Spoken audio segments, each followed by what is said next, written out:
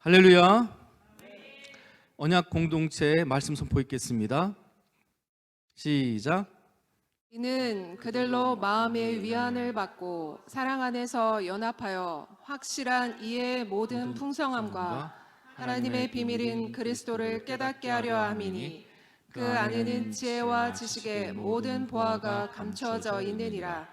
내가 이것을 말함은 아무도 교묘한 말로 너희를 속이지 못하게 하려 함이니 이는 내가 육신으로는 떠나 있으나 심령으로는 너희와 함께 있어 너희가 질서 있게 행함과 그리스도를 믿는 너희 믿음이 굳건한 것을 기쁘게 봄이라.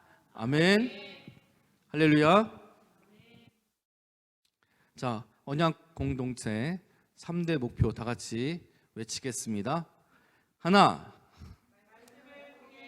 예수님을 알자. 둘, 예수님 안에서 참 나를 발견하자. 셋, 예수님이 나를 보내신 뜻을 깨달아 실천하자. 할렐루야. 말씀을 통해 예수님을 알자. 우리는 계속 말씀을 통해 예수님을 알아가고 있습니다. 오늘 예수님이 누구신가, 예수님 어떤 분이신가 계속 알아가도록 하겠습니다. 자, 힘써 하나님을 배우자. 말씀 읽읍시다. 시작. 그러므로 우리가 여호와를 알자. 힘써 여호와를 알자. 그의 나타내심은 새벽빛같이 어김없나니 비와 같이 땅을 적시는 늦은 비와 같이 우리에게 임하시리라 하니라. 나는 인애를 원하고 제사를 원하지 아니하며 번제보다 하나님 아는 것을 원하노라. 그들은 아담처럼 언약을 어기고 거기에서 나를 반역하였느니라. 아멘. 마이크 잘 나오시나요? 키셨나요? 그래요? 내 귀에는 잘 안 들리는 것 같아서. 자, 호세아서 6장에 보니까 우리가 여호와를 알자. 힘써 여호와를 알자. 아멘. 하나님은, 예수님은요, 인애를, 그러니까 사랑하는 걸 원하시고 제사, 종교적인 제사 습관을 원치 아니하신다. 이런 번제 이런 것보다도 하나님을 알길 원하신다. 아멘. 그리고 7절에 그들은 아담처럼 언약을 어기고 거기서 나를 떠나 반역하였느니라. 하나님을 모르다 보니까, 그 하나님의 언약을 모르다 보니까 이스라엘 백성들이 하나님을 떠나게 되는 거예요. 하나님을 알고, 하나님을 힘써 하나님을 알고, 하나님이 어떤 분이신 걸 알고, 하나님이 무엇을 원하시는지 알고, 그분의 언약이 무엇인지 알면 우리가 거기에서 순종하게 되고 겸손하게 되는 거죠. 그렇죠? 하나님의 언약도 모르고 하나님의 뜻도 모르다 보니까, 어떻게 살아야 될지 모르다 보니까 자기 마음대로 가고 싶은 곳으로 가게 되고, 결국은 하나님의 반역하는 길로, 하나님을 반역하는 길로 들어서게 되는 겁니다. 그런 상태를 지금 하나님께서는 그들이, 하나님을 반역하는 그 사람들이 마치 아담과 같다는 거예요. 아담도 하나님의 언약을 어겼죠. 그렇죠? 무슨 언약을 어겼습니까? 아담이? 그렇죠? 선악과를 먹지 말라라는 어렵지 않은 부탁을 하나님께서 하셨는데, 어렵지 않은 언약을 주셨는데, 그렇죠? 그 언약의 중요성, 그 하나님이 어떠한 분이신지 모르기 때문에, 하나님의 말씀, 하나님의 그 말씀이신 하나님이 언약을 얼마나 중요시 여기는지 모르기 때문에, 뭐 이거 좀 먹으면 뭐 문제가 되겠어? 라고 생각한 거죠. 뭐 큰일 나겠어? 이렇게 생각한 거예요. 하나님을 너무 모르는 거죠. 우리도 뭐 하나님이 성경에 이렇게 말씀하셨지만 이거 뭐 좀 한번 어긴다고 뭐 어떻게 큰일 나겠어? 이렇게 생각하잖아요. 그죠? 하나님을 몰라도 너무 모르는 거죠. 하나님은 자기가 말씀하신 그 말씀이 온전히 성취되길 원하시는 분이십니다. 안전하게 그 나라가 이루어지길 원하시는 분이에요.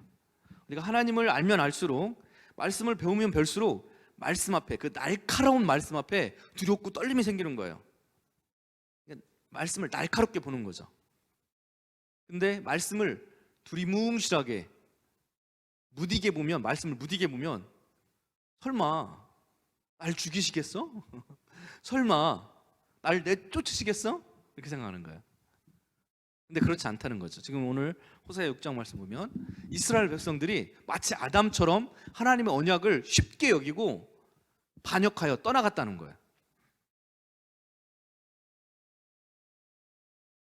자, 마태복음 9장입니다. 시작.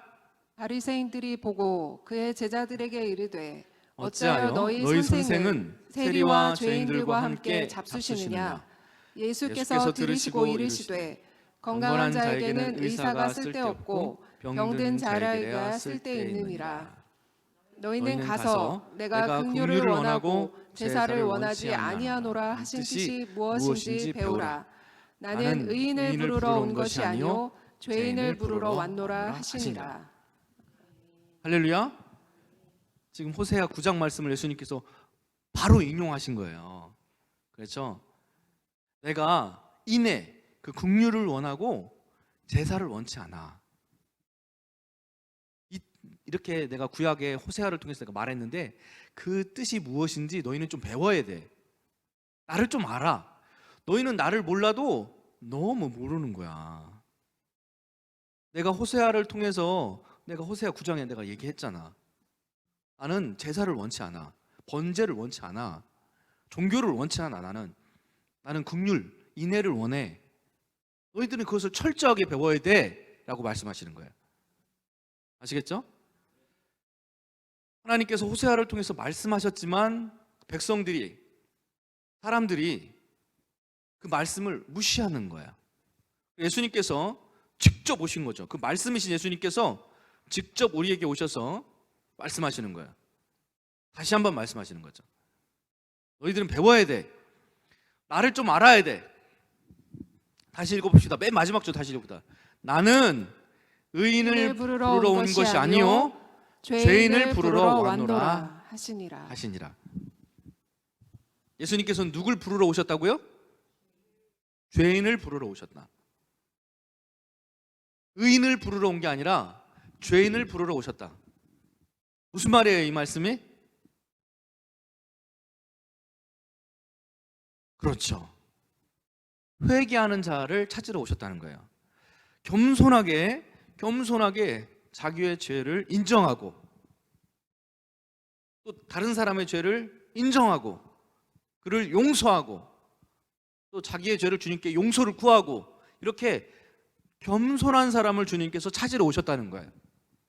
왜? 예수님은 종교인을 원치 않고 나는 아브라함의 자손이다라고 가식적으로 말하는, 나는 크리스찬이다라고 말하는 그런 사람을 찾으러 오신 게 아니라 예수님은 겸손한 사람을 찾으러 왔다. 자기가 죄인됨을 아는 사람을 찾으러 왔다는 거예요. 할렐루야. 그렇죠. 우리가 이제 회개 기도를 하는데요. 회개 기도를 하는데 우리가 이제 그렇게 말하잖아요. 회개하십시오. 회개해야 됩니다. 하나님께서 회개하시면 기뻐하십니다. 이렇게 얘기하니까 그래, 그런가 보다. 나는 회개를 해야 되나 보다. 뭔가 내 삶에 잘 안 풀리고 내 삶에 완전 무슨 문제가 있는 거 보니까 나는 회개를 해야 되나 보다.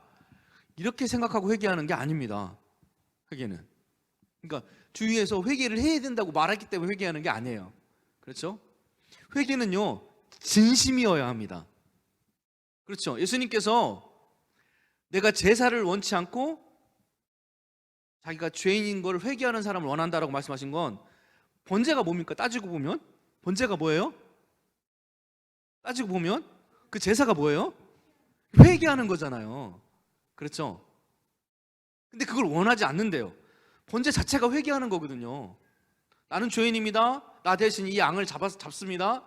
내가 죽어 마땅한데 이 양을 대신 죽이고 나의 죄를 용서해 주세요. 나는 죄인입니다라고 인정하는 게 번제거든요. 근데 그걸 원치 아니하신대요. 왜? 남들이 양을 잡으니까 나도 잡는 거예요. 남들이 옆에서 회개하니까 나도 같이 그냥 회개하는 거야. 남들이 교회 다니니까 나도 교회 다니고, 남들이 우니까 나도 그냥 눈물 흘리고 그냥 그 분위기에 휩쓸려서 회개하게 되는 거죠. 그게 바로 번제인 겁니다. 하나님께서 원치 아니한다는 그게 번제인 거예요. 근데 하나님께서 원하시는 회개는 어떤 회개예요? 진심이어야 한다는 거예요. 그렇죠? 나는 의인을 부르러 온 것이요 죄인을 부르러 왔다는 거예요. 자기가 진심되게 죄인이라고 고백하는 사람을 부르러 오셨다는 거예요.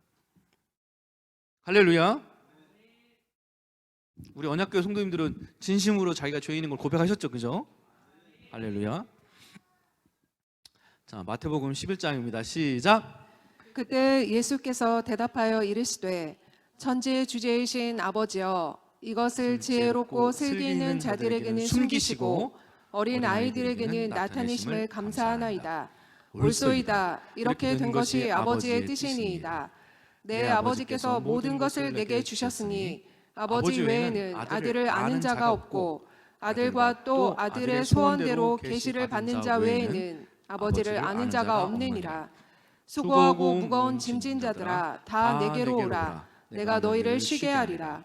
나는 마음이 온유하고 겸손하니 나의 멍에를 메고 내게 배우라. 그리하면 너희 마음이 쉼을 얻으리니 이는 내 멍에는 쉽고 내 짐은 가벼움이라 하시니라. 아멘. 예수님은 어떤 분이십니까? 이 말씀에 보니까 맞습니다. 우리가 예수님을 힘써 알아야 되는데요. 예수님을 알고 그 예수님의 기뻐하시는 뜻대로 우리가 살아야 되는데요. 가장 첫 번째 우리가 알아야 될 게 예수님은 온유하고 겸손하신 분입니다. 할렐루야. 신앙은 반석이라고 표현하는데 예수님께서 복음을 반석이라고 표현하는데요. 이 온유와 겸손은 모든 신앙의 기초가 되어야 합니다. 신앙을 쌓아 올리실 때 여러분들이 신앙생활을 하시면서 말씀을 쌓아 올리고 신앙생활을 쌓아 올리고 신앙의 성숙함을 쌓아 올릴 때요. 가장 기초가 되어야 하는 그 기준이 온유와 겸손입니다. 온유와 겸손 위에 쌓아 올리는 거예요. 예수님의 온유와 겸손을 바라보면서 신앙생활을 쌓아 올리는 겁니다. 나도 예수님처럼 온유하고 겸손하게 되길 원합니다 라는 마음의 중심을 가지고 그 위에다가 신앙생활을 채곡 쌓아 올리는 거예요. 아시겠죠?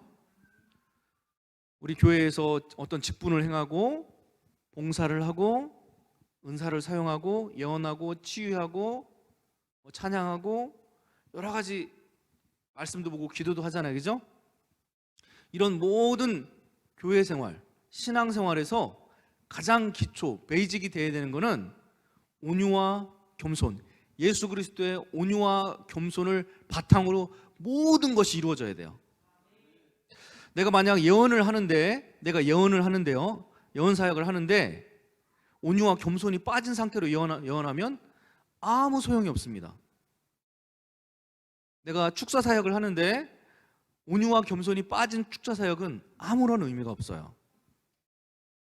내가 치유 사역을 하는데 온유와 겸손이 빠진 치유 사역은 아무런 의미가 없습니다. 병이 낫든 낫지 않든 아무런 의미가 없어요.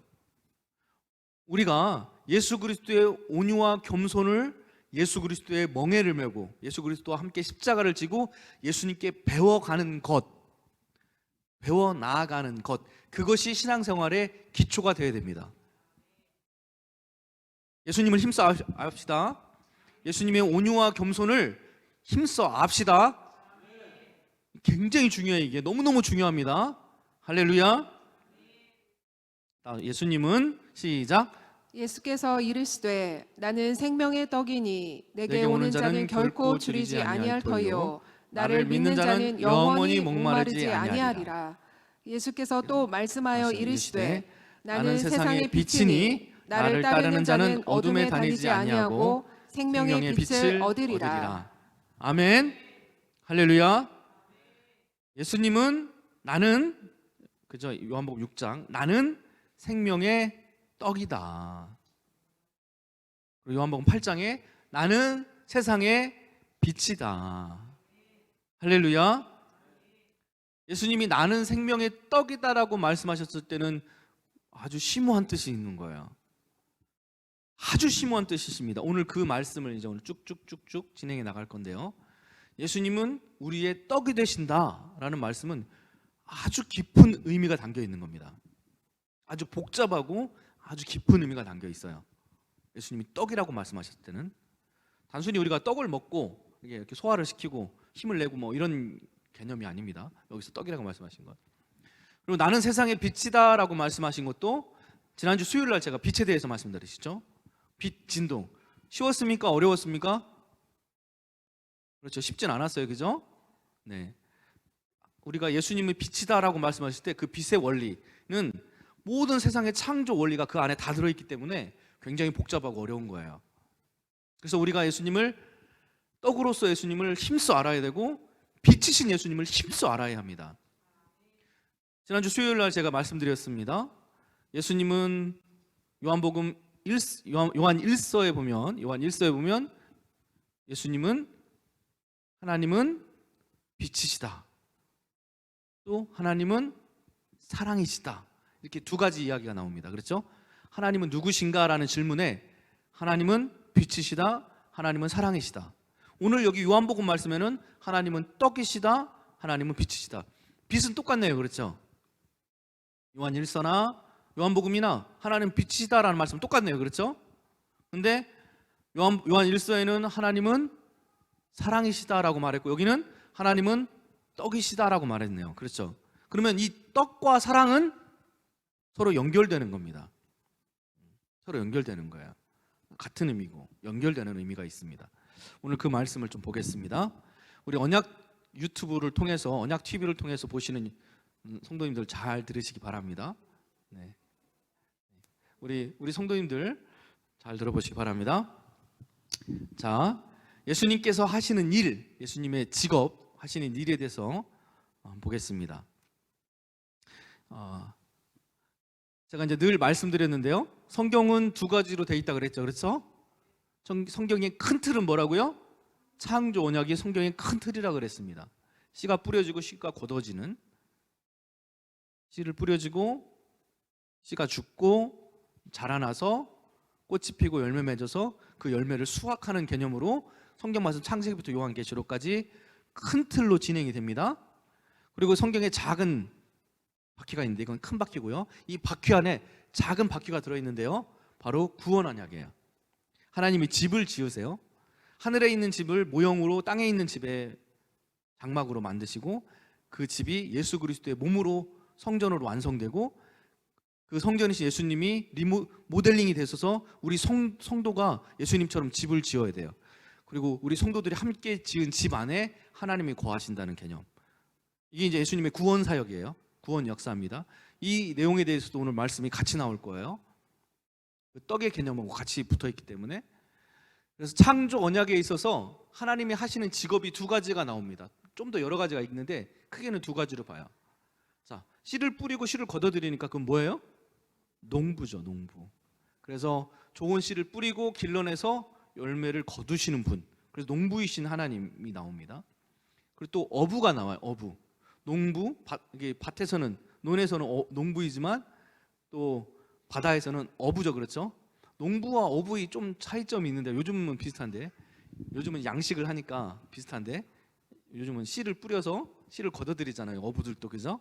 근데 옛날에는 그런 양식을 안 했으니까 어부라고 표현될 때는 씨를 뿌리고 자라나게 해서 뭐 거두는 이런 개념이 아니라 하나님이 자기를 어부로 표현할 때는 뭐예요? 가장 두드러지게 표시되는 건 걸릴 사람은 걸리고 안 걸릴 사람은 안 걸린다는 거예요. 하나님이 씨를 뿌리실 때에는 농부로서 씨를 뿌리실 때에는 뿌리잖아요. 자기 씨는 자기가 뿌리시고 마귀도 뿌리고 근데 자기 씨는 반드시 하나님 거두시죠. 마귀가 뿌린 건 마귀가 거두고 그죠? 심판으로 거둬지고 근데 하나님 예수님께서 어부로 자기를 표현하실 때에는 바다에는 물고기가 많잖아요. 근데 하나님의 그물 하나님의 계획된 그물 그죠? 그물은 하나님의 어떤 공간을 말합니다. 그렇죠? 하나님의 그 원하시는 만큼의 공간 그 공간만큼 그물을 치시고 많은 물고기 중에 딱 걸리는 것만 가져오시겠다는 거예요. 또 걷어 올려서 그 안에 또 선별이 이루어져요. 그러니까 두 번이 이루어지는 거죠.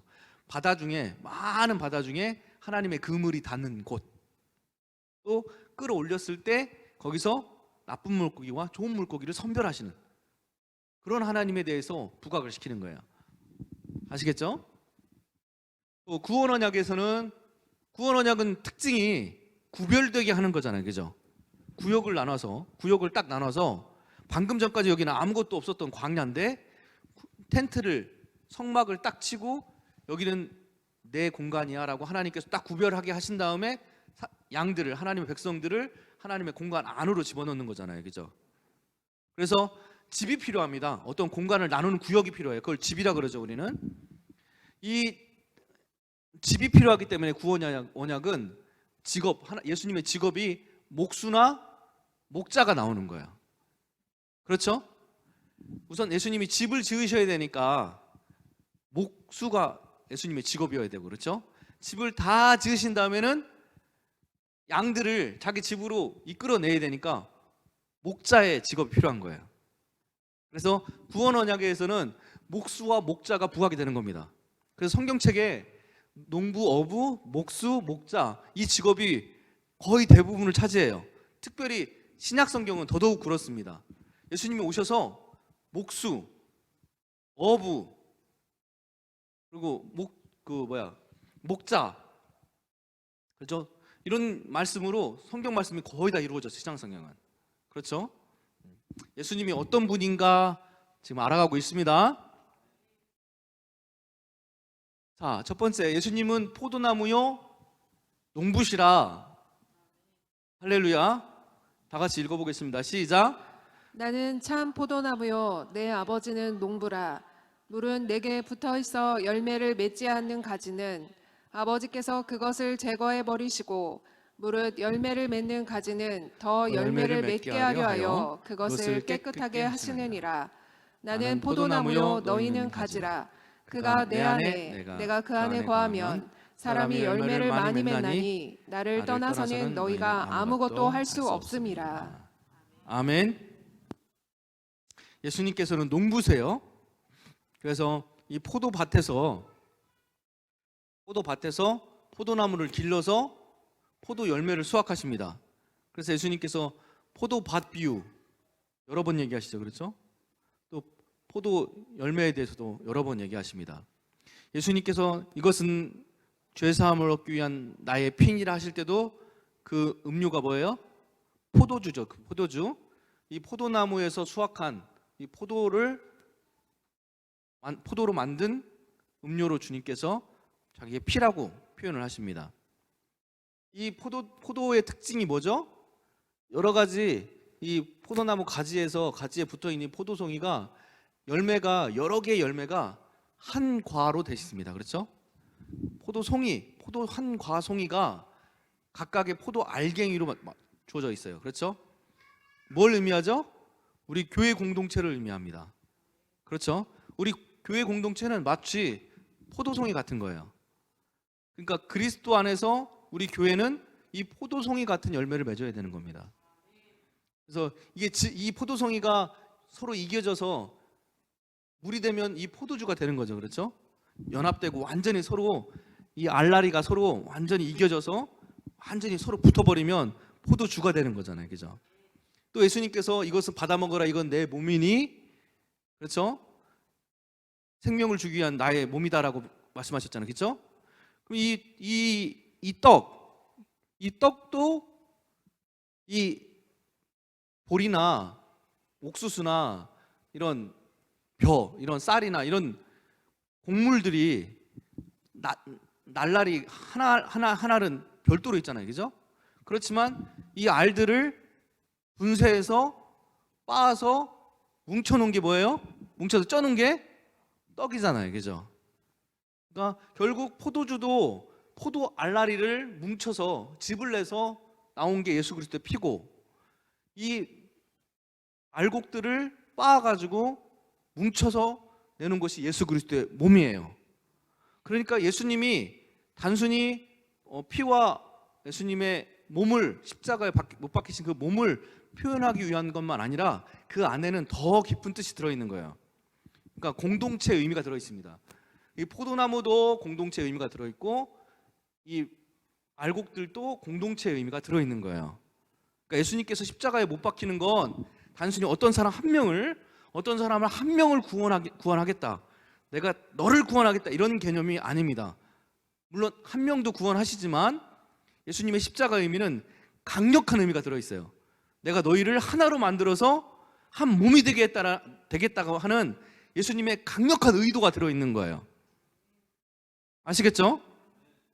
예수님이 온유와 겸손을 요구하신 이유가 뭔지 알겠죠? 그렇죠? 우리가 하나 되고 연합되기 위해서는 가장 중요한 게 뭐예요? 온유와 겸손입니다. 그래서 예수님께서 온유와 겸손으로 이 땅에 오신 거예요. 뭘 하시려고? 본이 되시기 위해서. 예수님께서 세계명으로 우리들의 발을 씻기잖아요. 발을 씻기면서 내가 너희들한테 본을 보였노라고 말씀하십니다. 그죠?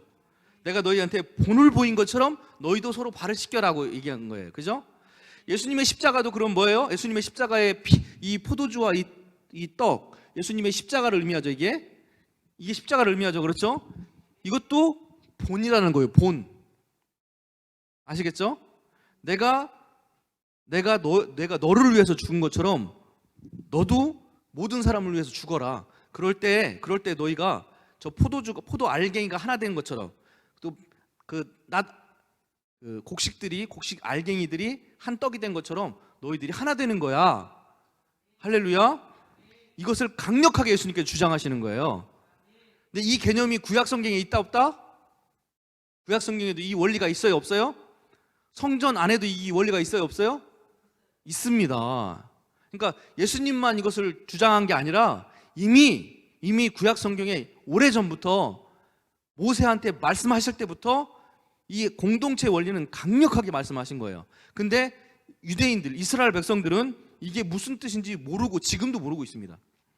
지금도 번제나 좋아하지 소 잡고 양 잡고 비둘기 잡고 이런 것만 좋아하지 아직 왜 성소에 촛대가 일곱 촛대가 한 몸 된 일곱 촛대가 있고 일곱 촛대인데 일곱 촛대가 일곱 개가 있는 게 아니라 일곱 개의 촛대가 하나로 뭉쳐져 있어요. 한 기둥 안에 일곱째 촛대가 다 붙어 있습니다. 왜 그렇게 만들려고 했는지, 왜 그리고 떡상이 있어야 되는지, 왜 분향단이 있어야 되는지 몰라요. 지금 유대인들은 지금도 모릅니다. 지금도 그거 만들고 그걸로 예배드리고 있는데 왜 그것이 무슨 의미를 갖고 있는지 아직도 몰라요. 그러니까 아버지 마음, 지금 엘리야의 사역이 우리한테 필요한데요. 아버지의 마음을 자녀에게 돌리고 자녀의 마음을 아버지께로 돌리려면 우리가 먼저, 여러분들이 먼저 하나님의 뜻, 예수님의 뜻이 무엇인지 정확하게 알아야 되는 거죠. 우리가 힘써 알아야 됩니다. 할렐루야. 자, 예수님은 어부시라. 누가복음 5장 시작. 말씀을 마치시고 시몬에게 이르시되 이르시되 깊은 데로 가서 그물을 내려 고기를 잡으라. 시몬이 대답하여 이르되 선생님, 우리들이 밤이 새도록 수고하였으되 잡은 것이 없지만은 말씀에 의지하여 내가 그물을 내리리다 하고 그렇게 하니 고기를 잡은 것이 심히 많아 그물이 찢어지는지라. 계속 읽읍시다. 또 천국은 마치 바다에 치고 각종 물고기를 모으는 그물과 같으니 그물에 가득함에 물가로 끌어내고 앉아서 좋은 것은 그릇에 담고 못된 것은 내어버리느니라. 예수께서 이르시되 얘들아 너희에게 고기가 있느냐? 대답하여 없나이다. 이르시되 그물을 배 오른편에 던지라. 그리하면 잡으리라 하시니 이에 던졌더니 물고기가 많아 그물을 들 수 없더라. 아멘. 예수님께서 제자들을 처음 만나셨을 때에도 어부인 제자들한테 여기다 던져라, 깊은 곳에 던져라 이렇게 말씀하시고 그렇죠? 또 예수님께서 제자들 부활하신 후에 제자들을 처음 다시 만나 주실 때도 똑같이 말씀하십니다. 어부로서 자기 전책성을 드러나신 거죠. 예수님은 어부로서의 복음을 선포하시는 거예요. 말씀드렸다시피 마태복음 13장에 보면 이 어부로서 하나님의 사역, 예수 그리스도의 사역이 잘 나타나 있습니다. 그렇죠? 천국은 마치 바다에 치고 각종 물고기를 모으는 그물과 같아요. 어부와 같아. 그 그물은 어때요? 그물이라는 건 뭐예요? 크기가 딱 정해져 있죠. 그렇죠? 서로 얽히설키 묶여있는 얽히설키 묶여있는 끈들이 딱 규격을 잡아서 딱 원하는 만큼의 사이즈만큼 필요한 만큼만 딱 걷어들입니다. 그래서 천국은 마치 그런 것 같다는 거예요. 하나님 손에 달려있다는 겁니다. 아시겠죠? 하나님 손에 달려있어서 하나님이 쳐놓은 그물만큼만 잡겠다는 거, 하나님께서. 그리고 끌어내요. 그걸 잡은 만큼, 하나님께서 원하시는 만큼, 하나님이 뜻하시는 만큼. 우리가 거기에 대해서 우리 물고기들이 반론할 수 있어요, 없어요? 나는 왜 그물로 안 잡아가세요? 이렇게 반론할 수 있어요, 없어요? 못합니다. 천국은 마치 그 그물과 같다는 거예요. 그물은 크기가 정해져 있어요, 안 정해져 있어요? 정해져 있습니다. 그건 하나님께서 정하시는 거예요. 우리가 생각하기에 왜 저 사람은 구원 안 합니까? 왜 내 자녀들은 구원 안 하십니까, 하나님? 왜 내 남편은 구원 안 합니까? 왜 내 부인은 구원 안 합니까? 왜 내 아버지는 구원 안 하십니까? 왜 내 이웃은 구원 안 하십니까, 하나님? 우리가 그럴 자격이 있다 없다? 우리에게는 없다는 거예요. 하나님 손에 있다는 거죠. 우리가 기도는 하죠. 간구는 해요. 하나님 구원해 주세요. 하나님 내 친구 구원해 주세요. 이렇게 기도는 하지만 하나님이 그 그물의 영역은 하나님께서 정하신다는 거예요. 하나님 손에 있다는 거예요. 하나님 손에. 거기에 토달지 말라는 거예요. 걷어들여요? 걷어들이 그게 끝입니까? 아니에요. 어떻게 하셔요? 또 그 걷어들인 거 안에서도 그 그물 안에, 하나님의 이 네트워크 안에, 그물이라는 뜻은 네트워크라는 뜻이에요. 하나님의 네트워크, 이 언약교회 안에 들어왔어요. 잡혔어. 그런데도 거기서도 좋은 물고기와 나쁜 물고기를 골라내신다는 거예요, 하나님은. 그렇죠? 교회에 오면 다 천국 가는 게 아니에요. 하나님의 그물 안에 들어왔다고 다 천국 가는 게 아니라고 지금 말씀에 분명히 나옵니다. 그렇죠? 하나님의 창조 원리, 예수 그리스도를 아는 믿음 안에서 여러분들이 신앙생활 하셔야 돼요.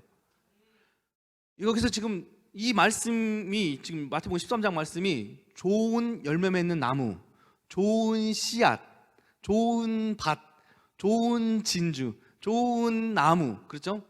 큰 나무, 이렇게. 그리고 여기 좋은 물고기 나오는 거예요. 좋은 진주도 나오고요. 이 말씀에, 13장 말씀에. 그렇죠? 어떻게 하라는 거예요, 그럼 우리가? 그 좋은 것이 돼야 된다는 거예요. 좋은 것. 나쁜 것이 되지 말고 좋은 것이 돼야 된다는 거예요. 우리 창조자이신 창조 언약을 우리에게 주셨어요. 아담에게 주신 것처럼 선악과 먹지 마 라고 말씀하신 그 창조자이신 예수님께서 여러분들에게 지금 말씀하고 계신 거예요. 너희들은 좋은 것이 돼야 된다는 거예요. 나쁜 것이 되면 나는 반드시 너희를 빼서 밖으로 던질 거야 라는 말씀을 하고 계신 거예요. 아담에게 너는 선악과 먹으면 죽어. 아담이 그 말 듣고 설마 죽을까? 설마 죽을까 하고 그걸 냅죽 먹었어요. 냅죽. 그렇죠? 좋은 것이 돼야 너는 천국에 가. 그물에 잡혔을지라도, 그렇죠? 씨앗이 심겼을지라도 좋은 밭이 아니면, 열매가 없으면, 이렇게 막 주님께서 명확하게 얘기하셨는데 설마 그래도 내가 그물 안에 들어왔는데 설마 그래도 여기 씨앗, 예수님 말씀에 씨가 여기 있는데 열매는 좀 부족해도 여기 말씀에 씨가 있으니까 열매가 좀 없다고 내가 어떻게 되겠어? 이렇게 하면 큰일 난다는 거예요. 큰일 납니다. 아시겠죠? 우리가 예수님을 바로 알아야 됩니다. 자, 시작. 목수이신 예수님, 시작. 이는 그 목수의 아들이 아니냐? 그 어미는 마리아, 그 형제들은 야고보, 요셉, 시몬, 유다라 하지 않느냐? 그 너희들은 다 우리와 함께 있지 아니하냐? 그런즉 이 사람이 이 모든 것을 어디서 났느냐 하고 예수를 배척한지라. 예수께서 그들에게 말씀하시되 선지자가 자기 고향과 자기 집 외에는 존경을 받지 않음이 없느니라 하시고. 아멘. 예수님의 직업이 뭐예요? 목수라는 거죠. 집을 짓는 분입니다. 예수님은. 그렇죠? 예수님은 집을 짓는 분이에요. 예수님이 목수라고 말씀하시는 건 굉장히 중요한 말씀입니다. 다음 말씀 보면 더 정확하죠? 히브리서 3장 말씀입니다. 시작. 집을 지은 이가 있으니 만물을 지으신 이는 하나님이시라. 또한 모세는 장래에 말할 것을 증언하기 위하여 하나님의 온 집의 종으로서 신실하고 그리스도는 하나님의 집을 맡은 아들로서 그와 같이 하셨으니 우리가 소망의 확신과 자랑을 끝까지 굳게 잡고 있으면 우리는 그의 집이니라. 아멘. 하나님은, 예수님은요, 뭐든지 집의 원리로 설명하고 계세요. 지금 그러니까 성경 말씀을 구원 언약, 즉 집의 원리, 구별하는 원리, 구별되게 하는 원리로 설명하시려는 거예요. 계속 여러분들이 예수님을 아시려면 이 개념을 확실히 아셔야 돼요.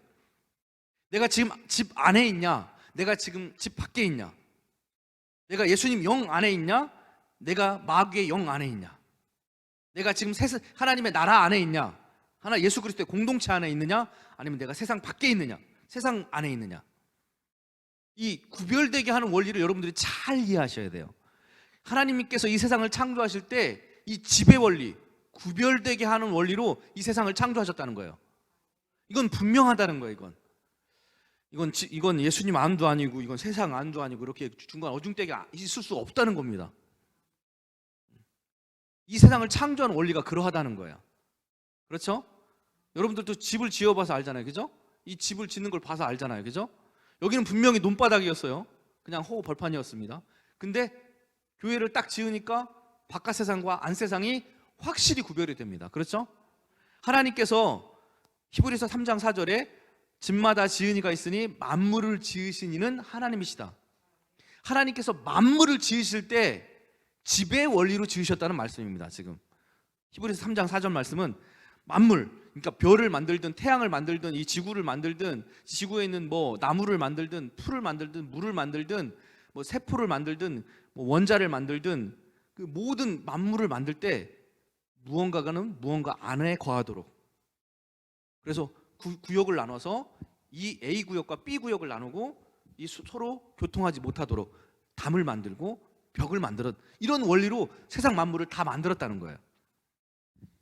융합되지 않도록, 구별되도록, 어둠과 빛이 섞이지 않도록, 육지와 바다가 경계가 되도록. 그렇죠? 이해 가십니까?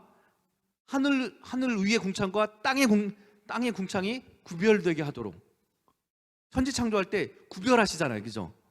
빛과 어둠을 구별하시고 궁창을 구별하시고 육지와 바다를 구별하시고, 그죠? 바다 생물과 하늘의 생물을 구별하시고 육지 생물과 육지의 동물들과 사람을 구별하시고, 그렇죠? 사람과 동물들을 어떻게 구별하셨어요?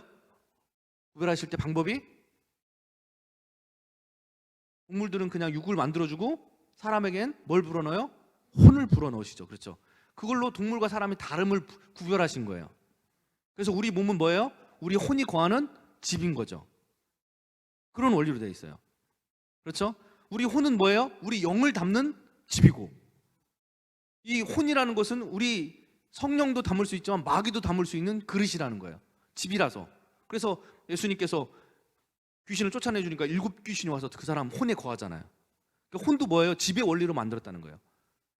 구역을 나눠주는 개념으로 되어 있다는 거예요. 우리 혼이. 아시겠죠? 그래서 나는 누군가, 예수님은 누군가, 예수님은 구역을 나누시는 분. 그럼 나는 누군가, 나도 내 몸이 지배의 원리로 되어 있고 내 혼도 지배의 원리로 되어 있어서 무언가 와서 거하는 존재구나. 그러니까 예수님을 알면 내 존재성도 알게 되는 거예요. 나는 그런 존재구나. 여태까지 어렸을 때부터는 이런 걸 배우기 전까지는 나는 나야. 내가 스스로 생각하고 스스로 말하고 스스로 삶을 살아가고 스스로 결정하고 내 안에는 아무것도 없고 내 안에는 나만 있고, 그죠? 내가 스스로 삶을 살아가는 거라고 생각했지만 말씀을 배우고 하나님의 창조하심의 원리를 배우고 그럼 나는 집에 불과하구나. 어떤 영이 거해야 되는 혼이라는 집으로 내가 구성되어 있구나라는 걸 아셔야 된다는 거예요. 할렐루야. 여러분들은 뭐라고요? 집이라고요. 집. 여기 써 있잖아요. 히브리서 3장 6절 시작 다시 한번. 그리스도는 하나님의 집을 맡은 아들로서 그와 같이 하셨으니 우리가 소망의 확신과 자랑을 끝까지 굳게 잡고 있으면 우리는 그의 집이다. 말씀에 정확하게 나오잖아요. 우리는 집입니다. 우리의 혼은 뭐라고요? 집이에요. 누군가 들어와서 살아야 되는 집입니다. 마귀도 들락거리고 하나님도 들락거리는 집인 거예요.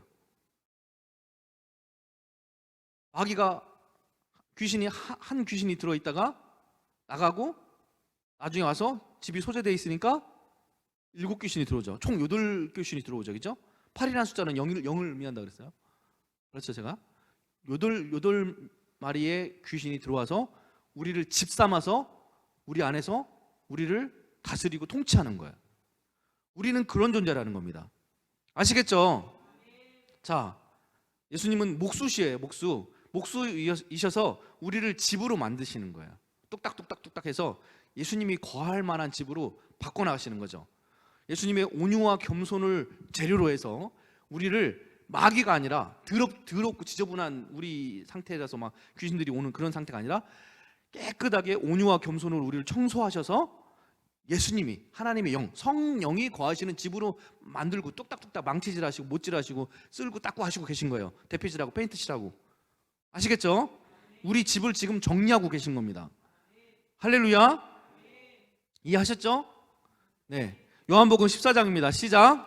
너희는 마음에 근심하지 말라. 하나님을 믿으니 또 나를 믿으라. 내 아버지 집에 거할 것이 많도다. 그렇지 않으면 너희에게 일렀으리라. 내가 너희를 위하여 거처를 예비하러 가노니 가서 너희를 위하여 거처를 예비하면 내가 다시 와서 너희를 내게로 영접하여 나 있는 곳에 너희도 있게 하리라.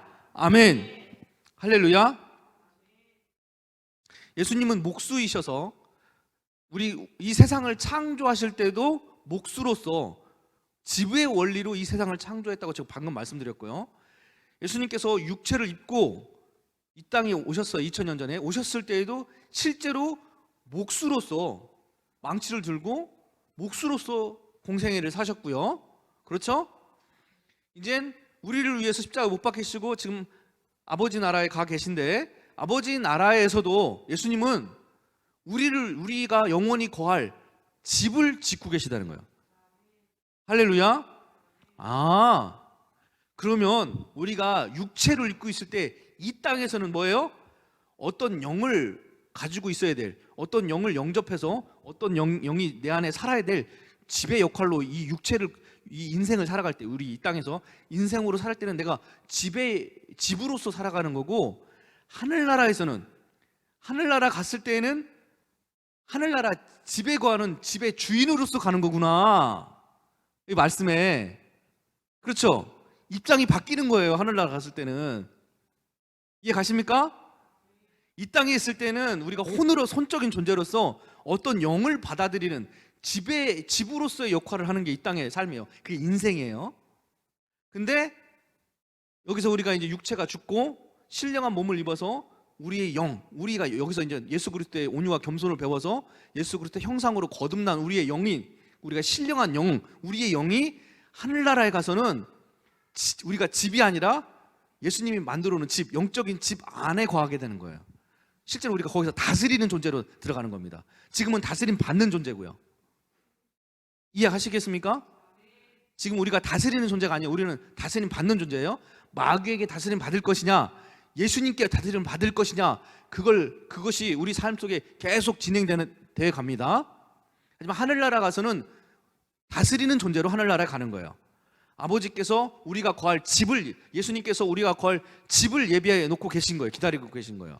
우리가 거기에 가서, 그곳에 가서는 더 이상 우리가 다스림 받는 게 아니라 다스리는 존재로, 할렐루야, 다스리는 존재로 존재하는 겁니다. 아멘. 지옥은 어때요? 지옥은 집이 있습니까? 없습니까? 우리가 거할 집이 지옥에는 있습니까? 없습니까?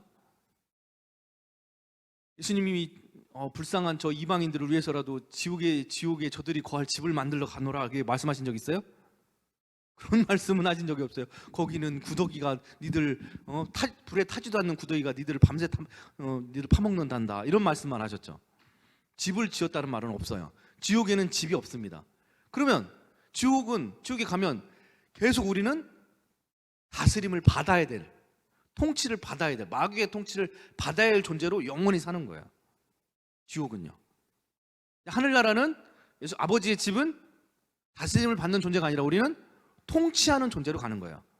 왕으로서 통치하는 존재로 가는 겁니다. 할렐루야. 이해 가시죠?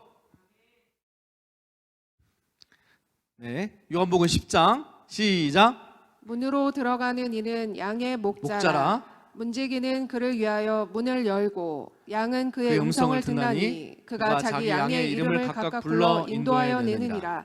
자기 양을 다 내놓은 후에 앞서가면 양들이 그의 음성을 아는 고로 따라오되 타인의 음성은 알지 못하는 고로 타인을 따르지 아니하고 도리어 도망하느니라.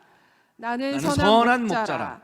선한 목자는 양들을 위하여 목숨을 버리거니와 아버지께서 나를 아시고 내가 아버지를 아는 것 같으니 나는 양을 위하여 목숨을 버리노라. 아멘. 예수님 아버지께서 하나님 아버지께서 예수님을 알고 또 예수님이 하나님을 아는 데 있어서 완전하다는 거예요. 우리도 예수님을 알고 예수님 우리를 아는 데 있어서 서로 완전해야 됩니다. 그게 예수님께서 원하시는 거예요. 근데 예수님이 지금 여기에 목자로 나오십니다. 그렇죠? 아까 시편 23편에도 예수님께서 뭘로 나왔어요? 선한 목자로 나오셨죠. 그렇죠? 그건 다윗을 통해서 예수님께서 선한 목자라 하심을 자기를 드러내신 거잖아요. 그죠? 감춰져 있고 비밀이 있어요. 다윗이 선한 목자라고 예수님은 선한 목자이십니다라고 선포하기 전까지는 비밀이었던 거예요. 그렇죠? 근데 다윗이 영안으로 하나님 예수 그리스도를 바라보고 아, 예수님은 우리의 목자이시구나. 그분의 인도하심을 받아서 그분이 이끄시는 대로 가는 우리는 양이구나라는 걸 깨달은 거죠. 할렐루야. 근데 예수님께서 그 고백이 완벽한 고백이라는 걸 지금 증명하고 계시네요. 요한복음 10장에 보니까 예수님은 양들이 들어가는 문이에요. 아까 예수님은 우리의 집이라 그랬죠. 우리가 거할 집이에요. 예수님은. 그렇죠? 그러니까 문도 마찬가지로 하죠. 집의 원리로 설명하는 거니까요. 그리고 예수님은 집인 동시에 양들을 그 집 안으로 이끄는 목자도 된다는 거예요. 양들이 거하는 집도 되시고 그 집 안으로 밖에 있는 양들을 집 안으로 끌어오는 목자도 되신다는 거예요. 두 가지 역할을 동시에 하신다는 거야. 목수 역할도 하시고 목자 역할도 동시에 하고 계신다는 말씀을 지금 요한복음 10장에 하고 있는 거예요. 그렇죠? 6월절 어린 양 문이 바로 나고 또 그 어린 양 문을 통해서 양들을 이끌어내는 그 목자도 바로 나다라고 말씀하시는 거죠. 할렐루야. 그래서 여기서 중요하게 볼 것이 목자로서 예수님을 알아갈 때 우리 양들한테 중요한 게 뭐예요? 목자는 뭐 하는 존재죠? 우리 양들을 이끌어서 자기가 마련해놓은, 그렇죠? 영원한 아버지 나라의 집에 들어가야 되는데 그 집에 들어가기 전에 먼저 예수 그리스도 안에 들어온 다음에 예수 그리스도 안에서 영원한 나라로 옮겨지는 거예요. 근데 예수 그리스도의 집 안으로 들어오는 그 과정이 그 목자의 과정이 먼저 필요하다는 거예요. 그러니까 예수 그리스도의 집을 짓는 건 먼저 해놓으셨어요. 예수님께서 십자가로 완성하신 거예요. 우리가 성도가 거해야 될 집이 십자가로 말미암아 완성된 겁니다. 그러나 우리가 십자가 안에 들어가기 위해서는 먼저 뭐가 필요하다고요? 목자이신 예수님의 음성을 들어야 되는 거야. 여기 음성을 들어야 된다고 나오잖아요. 그렇죠? 그러니까 우리가 예수 그리스도의 십자가 안으로 들어가기 위해서는 먼저 예수님의 말씀 안으로 들어가야 되는 거야. 그래서 내 양은 목자의 음성을 알아요, 몰라요? 예수님의 말씀을 알아요, 몰라요? 그렇죠. 예수님의 말씀을 따라가는, 예수님을 목자로서 예수님의 말씀을 따라가는 사람이 예수님의 집 안으로 진입할 수가 있다는 거예요. 그래서 말씀을 모르면 집에 진입도 못하는 거예요. 말씀이신 문, 예수 그리스도의 문을 통과해서 예수님이 우리를 위해서 세상과 구별해 놓은 그 집 안으로 들어가야 세상과 구별이 되는데, 예수님의 음성, 예수님의 말씀을 듣지 않고 들을 수 없고 순종하지 아니한다면 들어갈 수가 없는 거예요. 그렇죠? 아무리 십자가로 완전한 구원을 만들어 놨어도, 완전한 집을 만들어 놨어도 예수님의 음성을 듣지 못하면 불가능한 거죠. 그래서 목자이신 예수님 우리한테 굉장히 중요합니다.